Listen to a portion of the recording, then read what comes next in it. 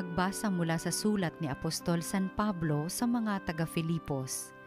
Mga kapatid, alalahanin ninyong hindi sila kundi tayo ang tunay na tuli, sapagkat hindi tayo nanghahawak sa mga panlabas na tuntunin.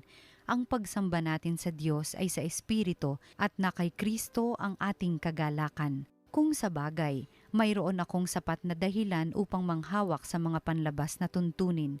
Kung iniisip ni naman na may katwiran siyang magtiwala sa ganitong gawain, lalo na ako. Tinuli ako sa 8 araw mula nang ako'y isilang. Ako'y katutubong Hebreo, tunay na Israelita, buhat sa angkan ni Benjamin. Kung pagsunod sa kautusan ang pag-uusapan, ako'y Pariseo, at sa sigasig ng aking pagsunod, inusig ko ang simbahan. Kung sa pagiging matuwid naman ayon sa kautusan, walang maipipintas sa akin, ngunit dahil kay Kristo, ang mga bagay na maaari kong ibilang na pakinabang ay inari kong kalugihan. Oo, inari kong kalugihan ang lahat ng bagay bilang kapalit ng lalong mahalaga ang pagkakilala kay Kristo Jesus na aking Panginoon. Ang salita ng Diyos.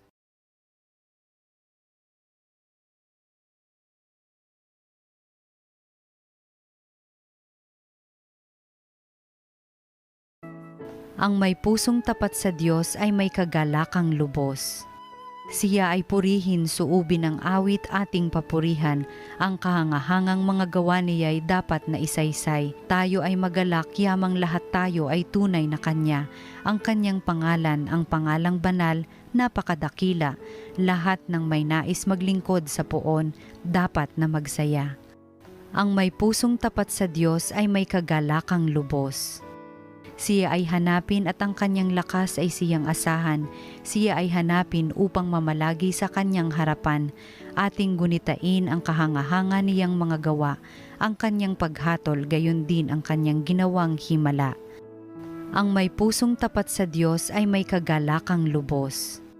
Ito'y nasaksihan ng mga alipit anak ni Abraham, gayon din ang lahat na anak ni Jacob na kanyang hinirang. Ang Panginoong Diyos ay ang Panginoon, siya ang ating Diyos.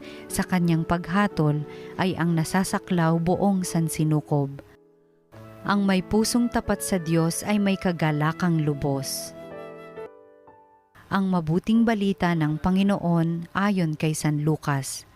Noong panahong iyon, ang mga publikano at ang mga makasalanan ay nagsisilapit upang makinig kay Jesus.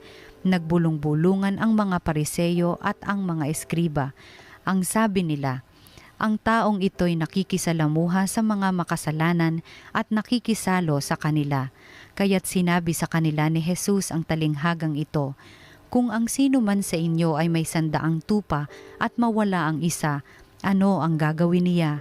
Iiwan ang 99 sa ilang at hahanapin ang nawawala hanggang sa matagpuan, hindi ba? Kapag nasumpungan ay masaya niyang papasanin ito.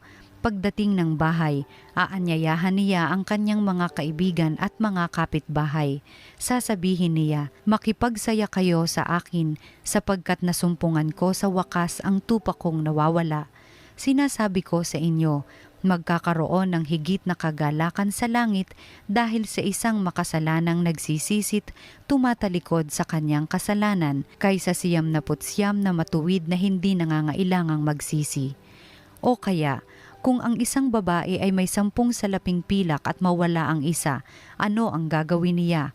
Sisindihan niya ang ilaw, wawalisan ang bahay at hahanaping mabuti hanggang sa masumpungan ito, hindi ba?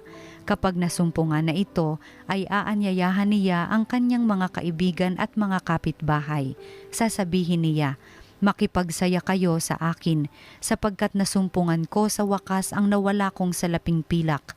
Sinasabi ko sa inyo, gayon din ang kagalakan ng mga anghel ng Diyos dahil sa isang makasalanang nagsisit tumalikod sa kanyang kasalanan. Ang mabuting balita ng Panginoon. Pinupuri ka namin, Panginoong Hesukristo. Magandang araw po mga kapatid kay Kristo. Ito po si Father JD ng Archdiocese of Manila. Pagnilayan po natin ngayon ang salita ng Diyos, salita ng buhay. Mga kapatid, sa ating unang pagbasa ngayon, may isang napakagandang turo si Apostol San Pablo. Sabi niya, pwede ko namang ipagmalaki na ako ay matuwid dahil sinunod ko ang kautusan. Subalit dahil dito, nagbunsod pa sa akin na mang-usig ako sa mga tagasunod ni Kristo. Dahil daw sa kanyang pagkamatuwid, siya'y naging taga-usig. Kaya sabi niya, sa halip na maging pakinabang ang aking katuwiran, naging kalugian. Kalugian.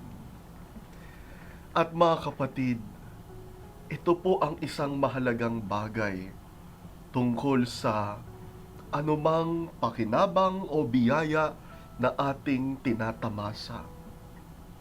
Kapag ang biyaya na yan, dahil nabiyayaan tayo, naging mapalad tayo, na-bless tayo, kapag yan ay naging daan para mangmaliit ng kapwa, maswerte ako, blessed ako, kayo, hindi. Maswerte ako, mabait ako, kayo, mga magkakamali. Kapag naging ganyan ang ugali, sabi ni San Pablo, ang biyaya, sa halip na maging pakinabang, nagiging kalugian. Kalugian. At ang mga tagumpay na natamo na asam, hindi na nagiging pagpapala, kundi kalugian pa nga pa sa kanya. Sabi nga ng kaibigan kong Bisaya, tama ba? Ako, sabi niya, dili na grasya, gaba na. Dili na grasya, gaba na. Kaya, mga kapatid, tanongin natin at suriin ang ating sarili. Itong tinatamasa nating kabutihan sa buhay, pag dating sa atin, grasya o gaba? Nagiging daan ba para lalong makilala si Kristo? O nagiging mitya pa ng ating kayabangan, pamumuna sa kapwa, pangmamaliit sa iba? Para kay San Pablo, ang biyaya na galing sa Diyos, galing kay Jesus, dapat nagdadala sa atin, nag-aakay sa atin, na lalong mahalin si Jesus, lalong mahalin ang Diyos. Kapag ang biyaya ay nagiging hadlang pa sa ating pakikipag-ugnayan sa Kanya, baka dili na grasya, gaba na gyud. Gaba na gyud. Nung minsan, alam ko, nakwento ko na to sa inyo, pero kukwento ko ulit. Meron akong isang kaibigan na nagpa-bless ng kanyang negosyo na bago. At nung nag-iikot ako sa pagbe-bless ng kanyang negosyo, nakita ko na yung nakalagay sa nakapaskil, owner, sabi, ang may-ari ng negosyo, nakalagay, Jesus Christ. Na-curious ako kasi kakaiba yun. Sabi, ang may-ari ng negosyo, Jesus Christ. Kaya nung dinadaanan ko yun habang nagwiwisik, nagsimula na akong makaramdam ng curiosity. At pagkatapos ng dasal, kinausap ko yung may-ari. Tinanong ko siya, anong kwento? Bakit mo nalagay Jesus Christ? Sigurado may kwento sa likod niyan. At nakwento niya sa akin, isa siyang cancer survivor. Nakaligtas sa cancer. At nung siya'y nakaratay sa karamdaman,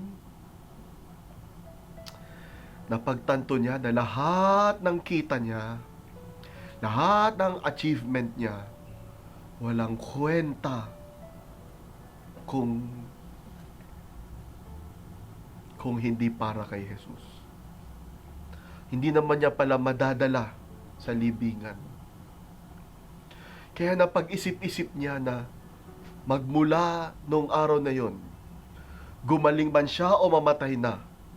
At kung gumaling man siya, sabi niya, lahat ng kikitain ko, lahat ng pag-aari ko, sabi niya, kay Jesus na.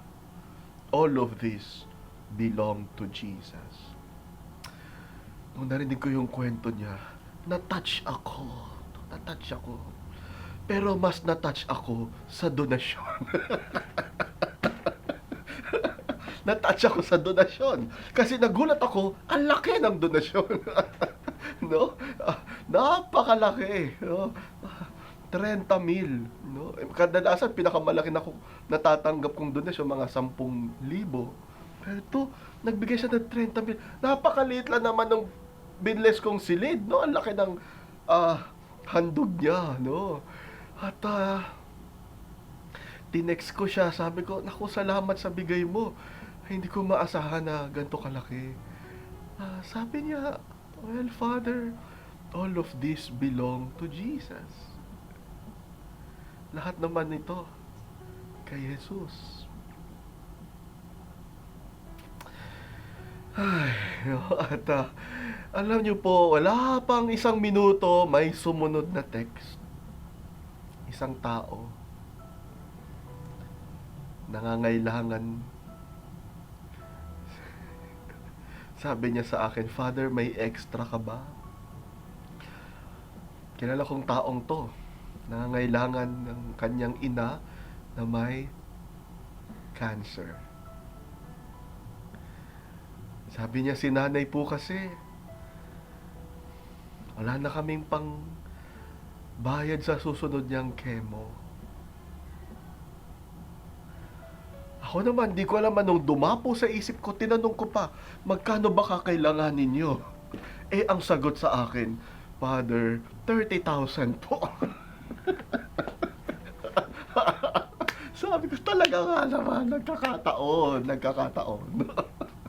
Kaya, tinitignan ko yung text, tinitignan ko yung sobre, yung text, yung sobre.